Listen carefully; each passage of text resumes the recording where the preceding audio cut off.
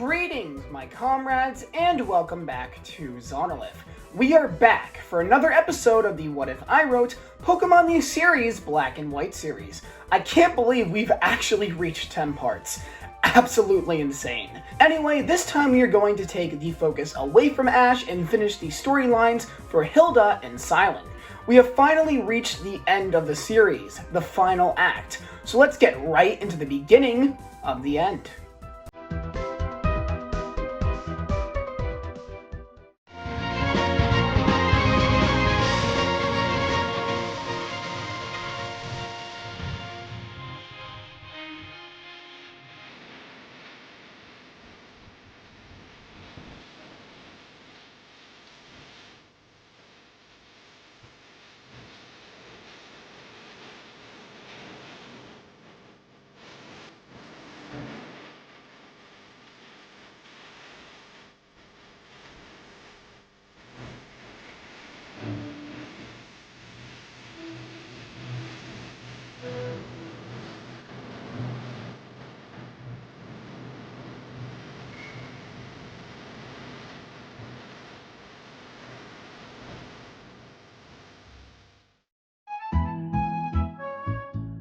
So after receiving his 8th gym badge in Opelucid City, Ash is now qualified for the Unova League. However, the league doesn't start for another 2 months, so Ash is going to have to wait a little while before he can face off against Trip, Hilbert, Iris, and N. But the Directors Festival is just about to start, and Hilda is super excited. If she is able to win this festival, she will solidify herself in the movie-making world. The trio then wasted no time and hop on a plane for Burbank City, home of Pokestar Studios. Hilda then quickly makes her way over to Pokestar Studios, which is any director's dream. The studio is full of historical movie props and many posters. It's also home to one of the many filming studios where some of the best movies of all time, such as Princess Pokemon's Holiday, was filmed. Hilda then once again encounters Charon and his Samurott. Charon tells Hilda he always knew she had potential for the movie scene, and this time he won't lose like last time. Hilda tells Charon that she is clearly the more talented director, which Charon laughs off, telling Hilda that she is nowhere near as talented as he is. Cilan breaks up their little feud and tells the others that they should probably be signing up for the festival instead of arguing amongst themselves. After registering for the festival, the group is led to their hotel. However, they stop to see a crowd surrounding someone who is doing a performance. Apparently they are a Pokemon coordinator from the Sinnoh region, and Ash is very familiar with her. That's right, the person performing is none other than Dawn, who after her performance comes up and greets Ash. The two old friends perform their iconic high five and start to catch up. Dawn introduces herself to the group, and Cilan and Hilda introduce themselves as well. Dawn tells the group she came here because she wanted to see the movies created at the festival. She also tells them that she is here to meet a certain someone in about 1 week, but won't tell Ash who it is. Hilda then states for her movie she wants to make an action film in a scenario where a Pokemon Knight and Pokemon Princess face the evil Pokemon Emperor Nexus, who will be played by Cilan. She states that while Ash's Pokemon work for stunts, Dawn's experience with contests may be just what she needs to take the stunts to the next level. Dawn happily agrees to help Hilda film her movie. Charon then laughs, saying that no matter how much help she gets, she will never beat him. The next day the festival begins and Hilda is assigned to Studio 7. She has exactly 5 days to film her movie, which she has dubbed the Pokemon Knight and Princess vs. Nexus. The filming process begins and everything is going smoothly until the action scenes. Hilda tells Dawn that her Pokemon are acting way too elegant during their stunts, and Dawn gets frustrated at Hilda because of this, telling her that's how her Pokemon are because she's a coordinator and their whole thing is that they're elegant, and that she really can't help that her Pokemon are being quote-unquote too elegant. The two then start to get into more arguments throughout the day, leading to a bunch of mess-ups during the filming process. However, at the end of the day, Dawn and Hilda both apologize, and Hilda says that she got a little too nitpicky, and she can make Dawn's elegant stunts work well with her movie. Dawn also apologizes in that she overreacted way too much. The two girls then shake off their differences and are now more determined than ever to see this movie complete. The week passes and the crew work their butts off on filming Hilda's movie. While there are some mess-ups, things go pretty smoothly. Hilda is in awe with what she has created. She tells herself that even if she doesn't win, she is very proud of what she has made here today. And the day finally comes. The Directors Festival Grand Theater Conference, where directors will show off their films to an audience and some judges to determine the best film and Unova's next big director. The films range from romances to dramas to actions to comedies and much more. Eventually, it's Charon's turn. He also created an action movie. His movie is titled Destiny and the Stars and focuses on a young soldier named Zane Clark, who was a member of the Unova Galactic Federation. Together with his partner, a half Pokemon, half cyborg Sock, they protect the Federation base from the aliens known as the Feeders. The film gets very positive reception from the judges and the audience. And now, it's Hilda's turn, and it's time for the Pokemon Knight and Princess vs. Nexus to be seen on the big screen. The evil Emperor Nexus has taken over the Sacred Lands and is terrorizing the land. The Pokemon Knight Ashton and Princess of the Sacred Lands Darlia, along with their crew of Pokemon, take on Nexus's empire, hoping to defeat the evil Emperor and restore peace to the Sacred Lands. The film is also praised and the crowd loves it. Hilda cries of joy getting to experience the same experience from back in Nimbasa. Hilda absolutely loves the feeling of people smiling at the things she creates. She can't get enough of it. When everything is said and done, the movie that takes first place is the Pokemon Knight and Princess vs. Nexus.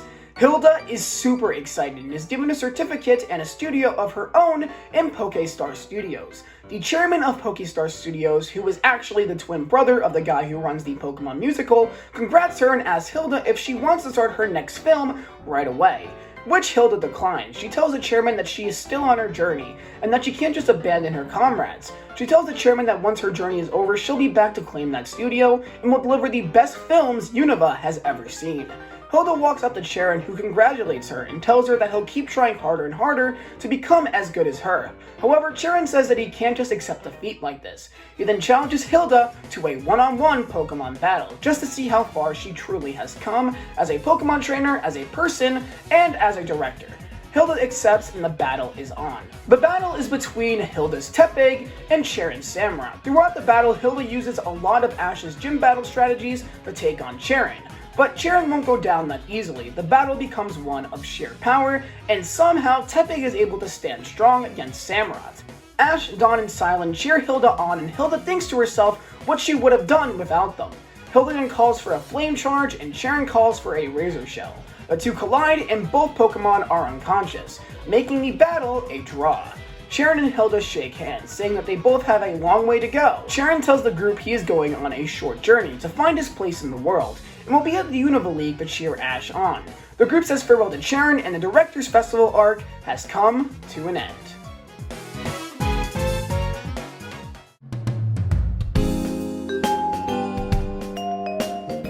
Now, with Hilda's arc coming full circle, we turn to Cilan, who has recently been given an invitation to the Master Evaluation. However, the Master Evaluation doesn't start for another 2 weeks, and to be honest, they have no idea how to pass the time. Dawn then states the trio can come stay with her, saying that she is meeting a friend of hers in Unova and is going to be staying with them for a week and a half. The trio then asks who it is, and Dawn points to a young woman approaching her. It's none other than Cynthia, the Sinnoh region champion. Ash is super stoked to see Cynthia, and the two catch up, while Cilan and Hilda have to come to the realization that Ash is friends with a champion. Apparently, Dawn was invited to stay at Cynthia's vacation house in Undella Town, and now the invite has been extended to our trio. Ash decides this will be an awesome place to train for the Unova League. The trio, now excited to kick back and relax, head on a plane to Eastern Unova, this time landing in Undella Town. Now, before I am asked this in the comments, there will be no Operation Tempest or Junior Cup in this rewrite.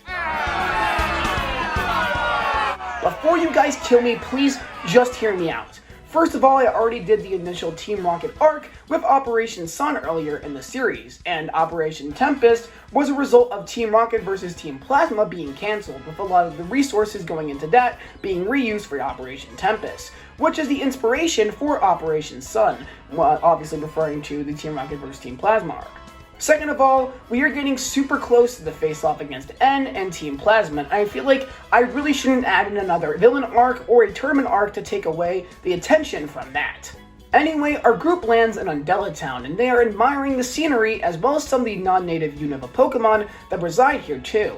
The group then arrives at the vacation house and spends the next week relaxing, training, having fun, and enjoying the tropical setting of Undella. However, during this time, Ash requests Cynthia to have a battle with him, saying that she is someone that can help him train for the Unova League, and that he wants to test his skills as a Pokemon trainer. This is mainly to prepare himself against his rivals, but to also make sure he has a strong enough resolve to take down N. Cynthia accepts the challenge and their 3-on-3 Pokemon battle begins. Cynthia immediately sends out her Garchomp, who makes the rest of the group look in awe. Ash wastes no time and sends in Pikachu. Pikachu and Ash use everything they've learned on their journey so far. However, no matter what happens, Garchomp just doesn't seem to be even flinching. It's now Garchomp's turn to go on the offensive, and it wastes no time. It barrages Pikachu with attack after attack after attack. Pikachu can't handle the brute force of Garchomp and goes down, with Garchomp still standing strong. This shocks the rest of the group. Ash's strongest Pokemon went down and his opponent doesn't even have a scratch on him. Next up, Ash calls upon Duat, and things don't go well for him either. Despite him and Ash now having perfect teamwork, Garchomp's overwhelming power makes quick work of Duat as well. The final Pokemon of Ash's is Krokorok, who comes in with a vengeance for his fallen comrades. Krokorok goes in for the offensive, but things are exactly the same as the last two battles. Krokorok is getting destroyed by Garchomp and can barely stand. However, Krokorok isn't done yet, and in a moment of determination, evolves into Crocodile. Crocodile isn't able to go all out against Garchomp and actually puts in some damage. However, you can only go so far against a renowned champion, and Crocodile goes down, with Garchomp definitely being tired. Ash then thanks Cynthia for the battle and tells her he will try his hardest in the Unova League. The rest of the time in Undella goes by, and the trio say farewell to Dawn, who heads back to Sinnoh, as well as Cynthia, who decides to head back to Sinnoh as well. The trio then set their sights on the Master Evaluation, which is being held at the Village Bridge.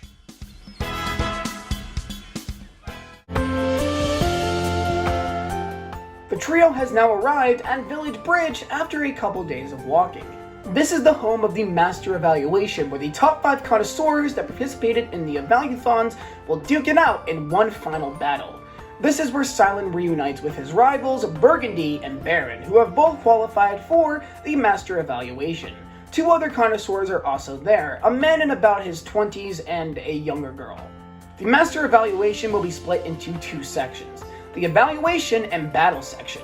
The first section is pretty self-explanatory. The connoisseurs will display their bond with their Pokemon, and the other connoisseurs will have to evaluate the bond between trainer and Pokemon, and only one person will be dropped off due to the judges. Then we have the battle rounds. These will be 3-on-3 battles, and while battling, the 2 connoisseurs will have to evaluate the other opponent's Pokemon while battling. The first round begins, and our 3 connoisseurs all make it to the battling round, with the younger girl being the only one to be eliminated. The battles are then decided, and Cilan will be taking on Burgundy in the top 4. The battle begins, and Burgundy tells Cilan she will finally surpass him. Cilan just smiles and tells her that she's really come a long way. She is a much different girl than the one who left his gym in defeat. She brought herself back up, and now Cilan sees her as an equal, which is why he declares he won't hold back.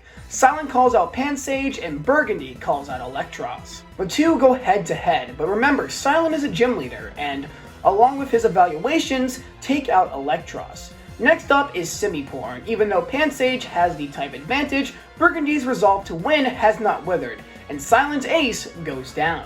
Next up is Stunfisk. Cilan takes inspiration from Ash and uses a unique strategy to take Burgundy's Simipour down. Finally, Burgundy sends in her ace Pokemon, Saucebuck, who is then able to get the upper hand against Cilan's Stunfisk, taking it down. Cilan then sends in his final Pokemon, Crustle.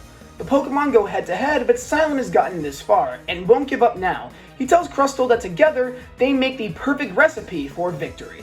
Cilan and Crustle then work together using all of their power to take down Saucebuck. Burgundy has been defeated and is quite upset, but Cilan comes over to her and shakes her hand, telling her that she tried her best and that he's really proud of her. Burgundy starts to tear up as she shakes Cilan's hand, telling him to just wait and that she'll catch up to him soon. The finals is now here, Cilan versus Baron.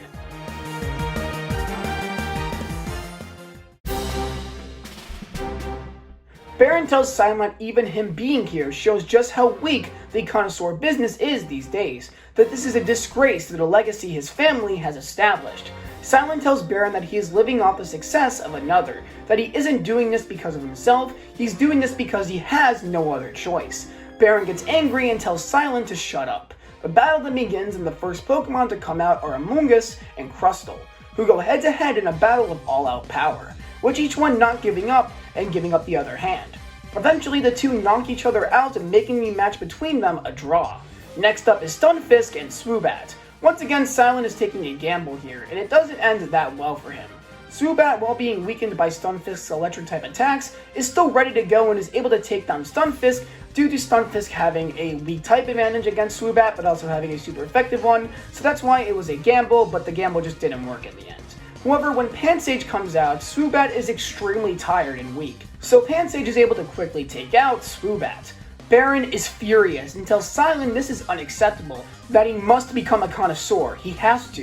It has been in his family for generations. He calls out his ace Pokemon Lightbird and has clearly lost his cool. However, Cilan's resolve is at its strongest, and it doesn't take long before Pansage delivers the final blow with a Solar Beam, making Cilan the winner of the battle and the winner of the Master Evaluation. Hilda and Ash are ecstatic as they congratulate Cilan from the stands. Meanwhile, Baron is in a state of distress. He doesn't know how he could have lost.